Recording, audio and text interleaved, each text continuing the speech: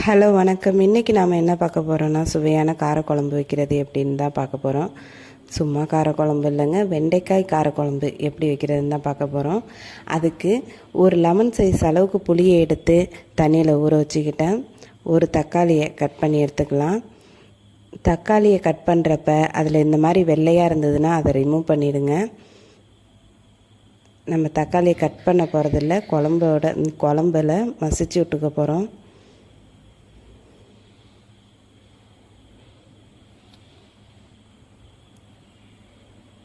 ஒரு பூண்டு உரித்து எடுத்துக்கலாம்.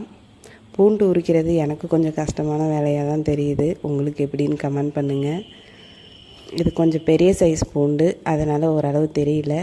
ஒரு பூண்டை உரித்து எடுத்துக்கிட்டேன்.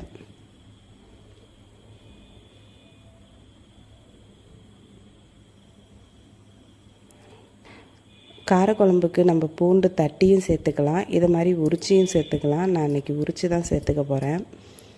இப்போ ஒரு வெங்காயம் கட் பண்ணி எடுத்துக்கலாம். வெங்காயம் சின்ன வெங்காயம் இருந்ததுன்னா நீங்கள் சின்ன வெங்காயம் சேர்த்துக்கோங்க. நான் இன்றைக்கி பெரிய வெங்காயம் தான் எடுத்திருக்கேன், அதை பெருசாக கட் பண்ணி எடுத்துக்கிறேன்.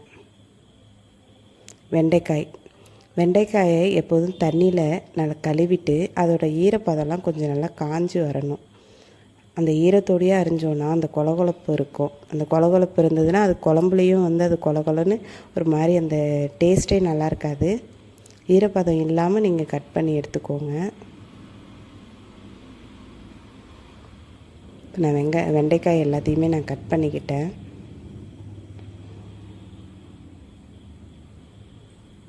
இப்போ நம்ம ஊற வச்சுருந்தோம் இல்லையா, அந்த புளியை நல்லா கரைச்சி எடுத்துக்கலாம்.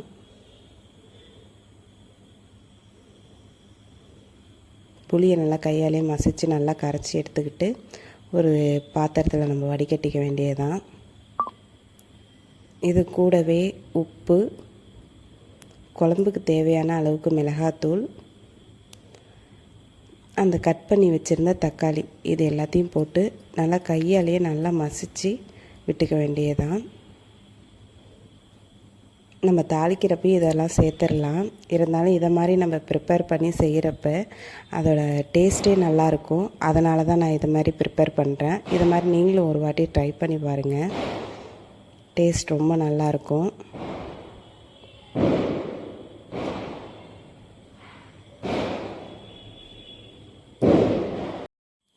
இப்போ நம்ம குழம்புக்கு தேவையானதை ரெடி பண்ணிட்டோம்.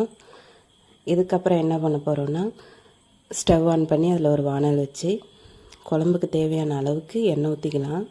நீங்கள் நல்லெண்ணெய் இருந்ததுன்னா நல்லெண்ணெய் கூட சேர்த்துக்கலாம். நான் இன்றைக்கி கல்லெண்ணெய் தான் சேர்த்துருக்கேன்.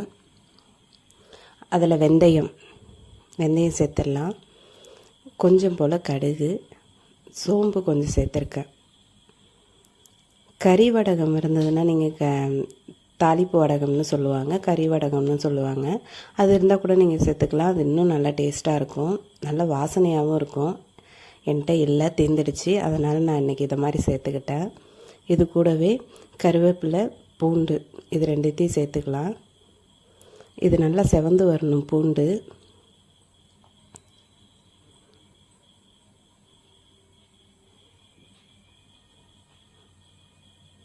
பாருங்கள், நல்லா எண்ணெயில் நல்லா செவந்து வந்துடுச்சு.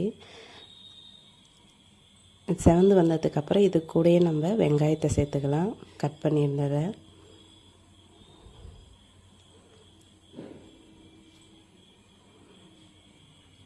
வெங்காயமும் பூண்டும் நல்லா அதில் பொன்னிறமாக நல்லா பொரிஞ்சு வரணும்.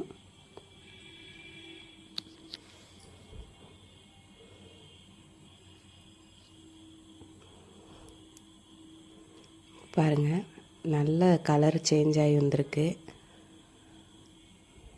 இந்த ஸ்டேஜில் இது கூடயே நம்ம வெண்டைக்காய் கட் பண்ணி வச்சுருந்ததை சேர்த்துக்கலாம். வெண்டைக்காய் சேர்த்துட்டு நல்லா வதக்க வேண்டியதுதான்.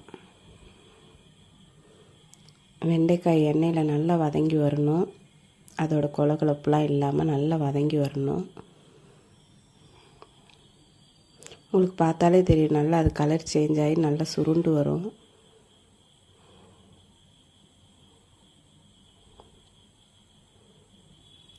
இது மாதிரி நீங்கள் தனியாக கூட ஆயில் விட்டு அதை வதக்கி இது கூட குழம்பு தாளிச்சதுக்கு அப்புறம் கூட சேர்த்துக்கலாம். ஆனால் நம்ம தாளிப்பப்பையே இந்த மாதிரி வதக்கணுன்னா இன்னும் டேஸ்ட்டாக இருக்கும். இப்போ புளி தண்ணி எடுத்து அப்படியே சேர்த்துற வேண்டியது தான். இதிலே நம்ம எல்லாமே போட்டாச்சு, அதனால் எதுவுமே நம்ம சேர்க்க தேவையில்லை. குழம்பு நல்லா கொதித்து வரணும். கொதித்து வர ஸ்டேஜில் தான் அடுத்தது நம்ம என்ன சேர்க்க போகிறோம் அப்படிங்கிறத பார்க்க போகிறோம். இப்போ பாருங்கள், குழம்பு நல்லா கொதித்து வந்துடுச்சு.